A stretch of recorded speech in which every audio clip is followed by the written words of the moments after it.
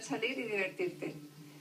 Luxmi, hazme, arranca esa negatividad rota que da y te pongo un aro divino de protección para que así sea. Una cosa, siempre un apunte muy rápido. ¿A quién le gusta tanto la nata o le gustaba tanto la nata, los pasteles de nata? Sí, me gustaba, pero no la tomo porque me sienta mal. ¿Ves? Pues es ahí donde me dice Mensajeros Guía que tienes que tener, ¿ves? Especial precaución. Ciertos alimentos. Un beso muy lindo y muy buenas noches. Si es que justo eso le habían dicho. Un momento. ¿Me puedes hacer otra vez el Luz Mi Army o lo que acabas de hacer ahora? Porque quiero que lo escuchen desde casa, ¿sí? La apertura de camino. Sí, por favor. Claro que sí, En con voz todo el alta. cariño del mundo. Sí.